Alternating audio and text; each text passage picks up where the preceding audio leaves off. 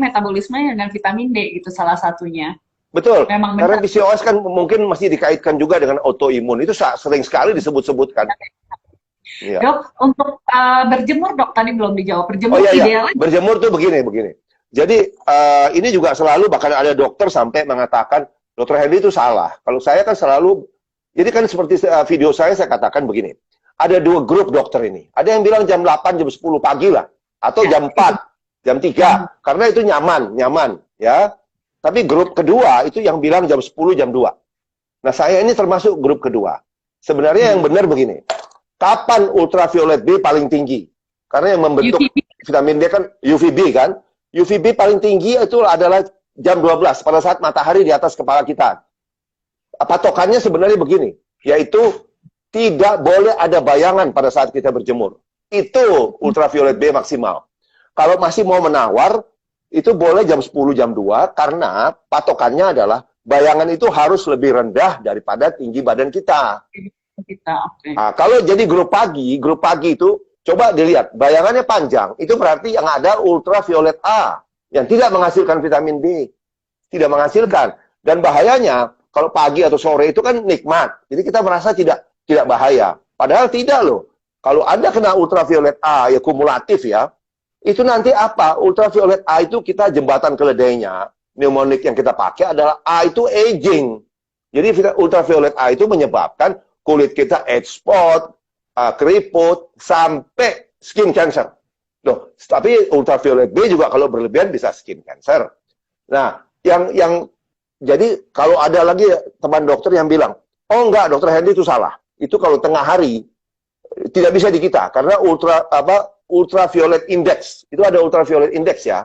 Jadi diukur tingginya berapa. Yang bisa menghasilkan vitamin D itu adalah di atas 3. Memang kadang-kadang kita siang itu bisa sampai 12, 13. Memang panas sekali. Makanya kalau mau berjemur juga, tips saya adalah berjemur itu tidak akan mencapai optimal. Kalau buat tambah-tambah oke. Berapa lama? Ya itu makanya. Karena kalau siang, Anda tidak boleh lebih dari 5-10 menit. Anda terbakar. Karena ada teman yang bilang, kalau begitu saya jemur lama supaya dapat banyak. Nggak bisa. Begitu Anda kemerahan itu adalah fase sebelum sunburn. UV-nya. Begitu kemerahan, produksi vitamin D berhenti. Jadi Anda percuma Anda lama-lama. Nah, terus ada satu lagi yang perlu ditegaskan. Dr. Michael Holick. Michael Holick ini salah satu dewa vitamin D. Dia dari Boston University. Ya, dia juga yang mengatakan adalah vitamin D pada bulan November 2020, vitamin D itu bisa melindungi terhadap infeksi COVID-19 sampai 70%. Jadi tidak kalah dengan vaksin. Tidak kalah dengan vaksin manapun. Ya. Itu dengan level 80-100 ya dok? Ya, nah terus Michael Holick itu datang ke Bangkok dan Jakarta tahun 2012-2013 sudah mengadakan penelitian di Jakarta dia. Itu ada di jurnalnya bahwa waktu terbaik untuk mendapatkan vitamin D di Jakarta, saya ulang lagi ya, di Jakarta untuk dokter-dokter yang masih bilang itu di Amerika. Baca jurnal dong ya.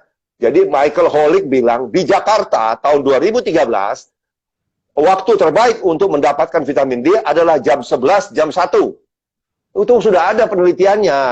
Jadi teman-teman sejawat yang tidak melakukan penelitian, jangan terlalu banyak buka mulut, nanti malu-maluin gitu loh. Oh, saya juga tidak melakukan penelitian. Saya melakukan penelitian, tapi tidak melalui sinar matahari.